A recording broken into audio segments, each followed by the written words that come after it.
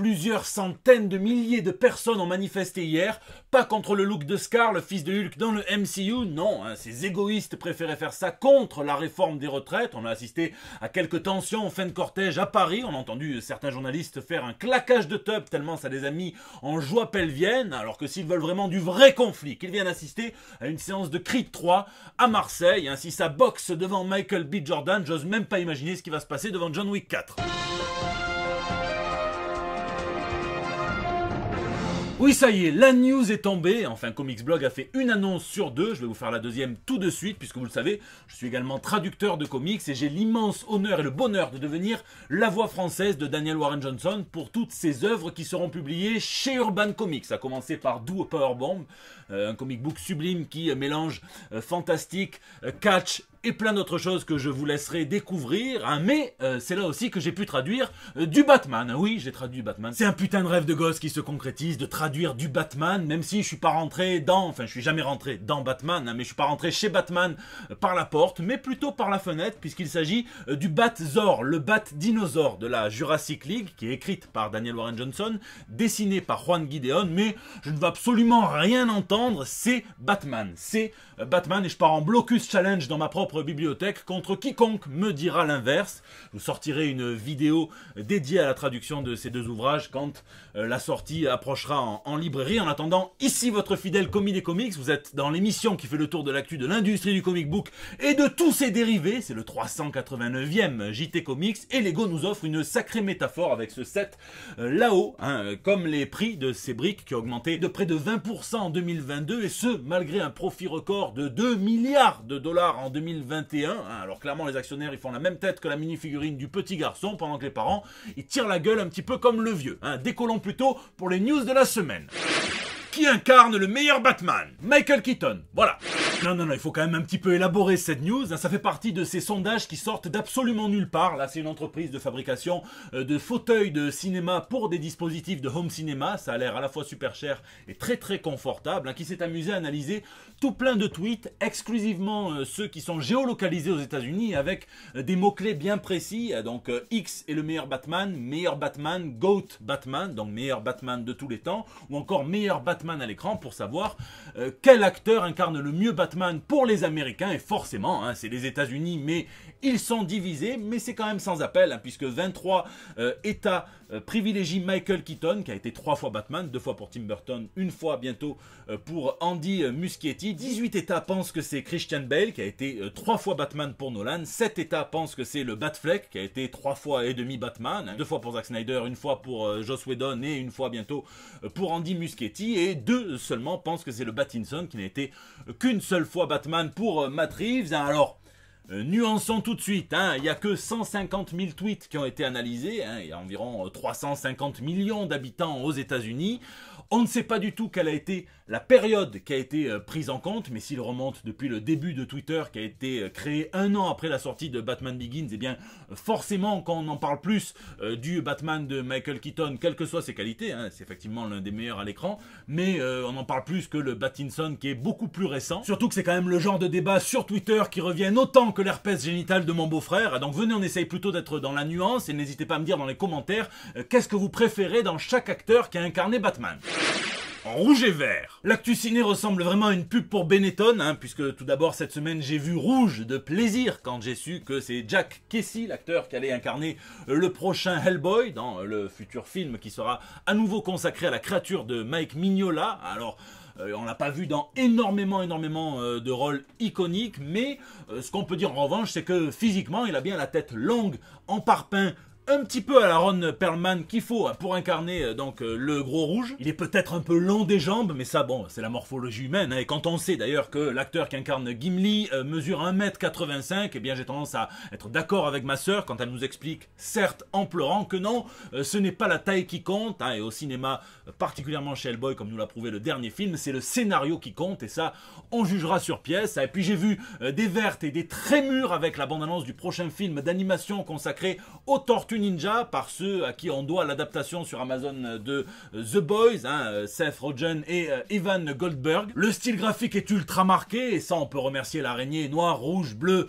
blanche, peu importe, d'avoir rendu ça possible en ouvrant la voie avec Into the Spider-Verse. Hein, si j'étais Disney, je commencerais à voir le fond du boxer vert de peur, hein, puisque peut-être que les gens vont se mettre à préférer d'autres styles d'animation, d'autres textures, d'autres caractéristiques de personnages. Ils vont peut-être en avoir marre de ces princesses qui ouvrent des yeux grands et ronds comme si elles venaient tout juste d'apprendre le nombre de parodies porno qui leur sont consacrées. Hein. Bon, là, exit la recherche de réalisme, on replace le mot dessin au centre de dessin animé. Il y a des animations 2D, des animations 3D, il y a des très très belles couleurs, il y a une bonne fluidité sur les combats, hein, et ça vient retranscrire à merveille l'énergie adolescente de ce film, puisqu'ils n'ont pas l'air d'avoir oublié le teenage dans Teenage Mutant Ninja Turtles. Ils ont peut-être un petit peu oublié Casey Jones, mais on verra le scénario final. Mais il y a quand même un point noir, un truc qui m'emmerde. Ça m'emmerdait déjà sur Very Bad Trip ou sur Into the Spider-Verse. Ils ont choisi de traduire le titre anglais par un autre titre anglais. C'est comme ça que Mutant Mayhem devient Teenage Years. Donc moi ce que j'aurais traduit par Micmac Mutant pour conserver l'assonance devient à l'adolescence, hein, si on considère que c'est une période, si on va être plus littéral, année-ado. Alors attention, hein, je suis loin de prétendre détenir la vérité, mais j'aimerais vraiment que quelqu'un qui est impliqué m'explique ce choix de traduction, qui n'est pas vraiment une traduction, hein, puisque traduire pour moi c'est sonder l'écart entre deux langues, mais pas rester dans la même langue, la langue source. Bon, peut-être que c'est pour rendre le Teenage que nous on perd dans Teenage Mutant Ninja Turtle, nous c'est Tortue Ninja donc on le perd, mais pourquoi pas du coup méli-mélo d'ado mutant. C'est pas ouf, mais bon, si on avait voulu garder le critère adolescence, on aurait pu opter pour ça, hein, au lieu de faire comme si tout le monde savait parler anglais en France simplement parce qu'on se souhaite bon week-end le vendredi et qu'on fait quelques conf-calls, hein. On n'est pas tous bilingues, loin de là.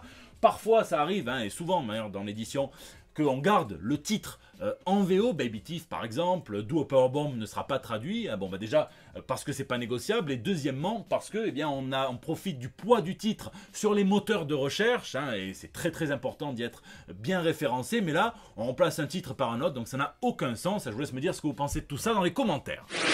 Univers ciné. Dans le reste de l'actu ciné, eh bien Keanu Reeves a parlé avec James Gunn à propos de Constantine 2. Ça fait partie des projets qui sont dans un flou permanent sur s'ils vont survivre à la passation de pouvoir entre les précédents et James Gunn et Peter Safran.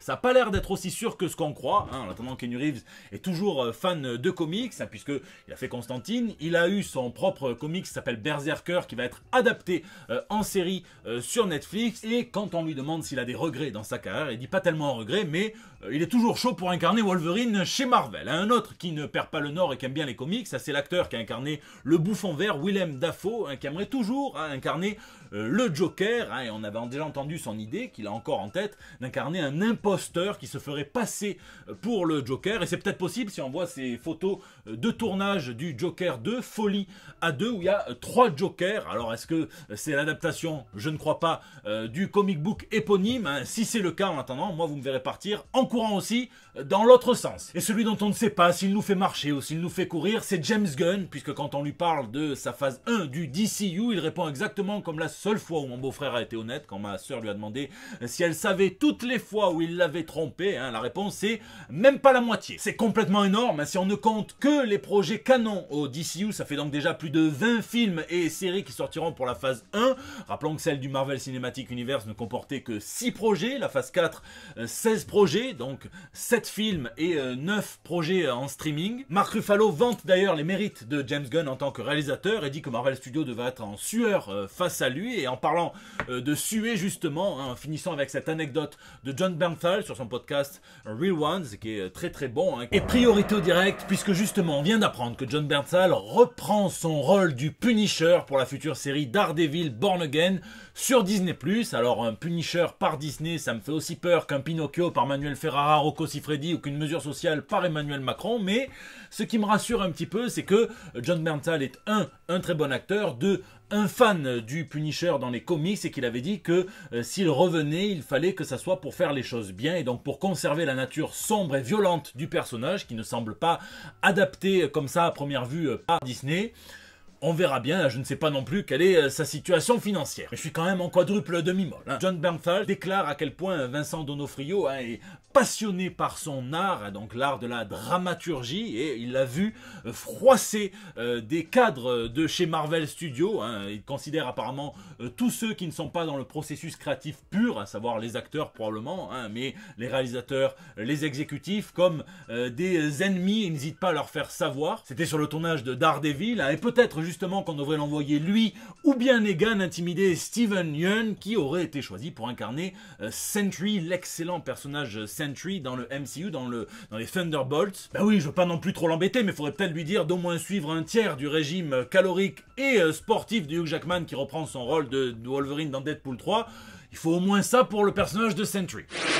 Matière première. Et dans l'actu purement comics, la source des adaptations de demain, eh bien changement de look pour un des ennemis de Batman qui provient d'une autre terre, hein, donc l'homme mystère, le Sphinx de Riddler en anglais, quitte la couleur verte et opte pour la couleur complémentaire, mon cher Edward, le rouge, alors avec une coupe aux cheveux longs, pas une coupe mulet, hein, non, ça c'est un mystère que même lui n'a jamais pu percer, mais en revanche, ce qu'il fait, c'est qu'il se la joue à la Post Malone, enfin plutôt à la Jean-Luc Reichmann, hein, puisqu'il a un point d'interrogation tout rouge sur le visage directement, c'est hyper stylé. Sinon, après le rachat de la Fox par Disney, Marvel et 20th Century Fox créent un label indépendant où ils publieront les aventures des personnages du studio, donc il y a eu Alien, il y a eu Predator, il y aura bientôt La Planète des Singes. La 20th Century Fox est plus mise en valeur sur la couverture que Marvel, c'est un petit peu bizarre et ça fait abandonner tout espoir un petit peu fou de crossover entre les personnages de l'univers. Il y en a certains qui vous diront que c'est pas plus mal et pourquoi pas, hein. On avait tout juste eu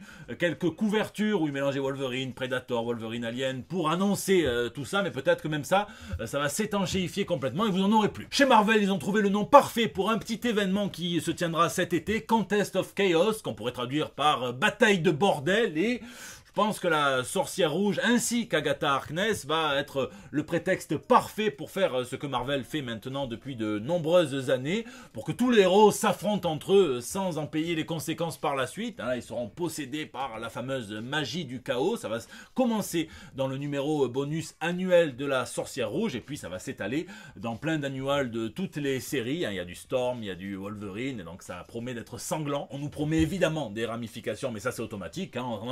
Je pense qu'on aura au moins, et j'espère, de belles images. C'est orchestré par Stephanie Phillips, donc toute une myriade de créateurs qui travaillent sur leur série. Puis si vous avez aimé Oblivion Song, sachez que le co-créateur de The Walking Dead, de Invincible, Robert Kirkman et l'artiste Lorenzo Di Felici reforment la paire pour nous faire un récit SF encore, qui s'appellera Void Rivals, où deux mondes en ruine se font une guerre autour de l'anneau sacré. C'est le surnom aussi que donnait Sam à Frodon, et ça même avant que Bilbo ne lui file la babiole. Là aussi du coup c'est un trou noir, hein, autour duquel il y a quelques zones où vont se cracher deux pilotes, un de chaque côté, ils vont devoir se renifler et finir par collaborer, hein. C'est un grand classique, on verra bien. Lisez, lisez, lisez, je suis toujours en train de vous préparer le nouveau format, mais ça prend du temps parce qu'il se passe plein de choses en ce moment et puis qu'on n'a que 24 heures dans une journée. Mais en attendant, je vais vous dire que j'ai quand même terminé le crossover Axe Judgment Day de Kieron Gillen et Valerio Schiti pour la trame principale. C'était cool, hein, évidemment qu'on n'a pas toute la modification de l'univers Marvel qu'on pouvait attendre au début, qu'on pouvait nous vendre, mais Schiti joue un petit peu dessus, je ne vais pas vous spoiler la fin. En attendant, ce qui est très bien, c'est qu'il se sert de ce jugement dernier pour venir explorer l'histoire, la personnalité, la psyché de tous les personnages qui doivent passer ce fameux jugement. Alors évidemment que ça promet de belles conséquences pour les Éternels, même si on n'a toujours aucune série qui suit, qui a été annoncée. On verra peut-être quand Éternel 2 sera confirmé. Et moi, il me tarde beaucoup de lire en revanche les aventures des mutants de Mars, hein, ou plutôt d'Araco, qui eux, enfin ça va être intéressant, hein, sans vous spoiler. En attendant, n'hésitez pas à me dire ce que vous lisez ou geekez dans les commentaires, puisque c'est la fin de ce JT Comics. Je vous remercie d'être toujours aussi nombreux à le suivre, à laisser vos pouces bleus, à partager, hein, sur Facebook, à tweeter, à retweeter, à m'incorporer dans vos stories Instagram, hein, je vois tout et ça fait chaud au cœur, à réagir aussi dans les commentaires sur YouTube où je lis chacun d'entre vous, j'essaie de répondre au plus grand nombre, hein. N'hésitez pas aussi à réagir sur les réseaux sociaux, vous pouvez me laisser vos messages pour El Bando del Pueblo tous les mardis, c'est votre espace de liberté depuis 390 89 JT maintenant. Je vous fais d'énormes bisous et je vous donne rendez-vous la semaine prochaine pour des nouvelles toutes fraîches. Et pour la promo de Diablo 4, Blizzard a investi une cathédrale désacralisée pour venir peindre plein de fresques au mur. J'imagine tous les prêtres du coin lâcher des larmes d'eau bénite quand ils vont voir qu'ils ont moins de fidèles que ce qu'il y a d'adorateurs du jeu Diablo. Et surtout quand ils vont apprendre le budget colossal passé dans cette reconversion improbable pendant que leurs propres églises dépérissent. Mais bon, chacun son dieu. Là, c'est une autre sainte trinité. Vive le hack, le slash et les microtransactions. Amen.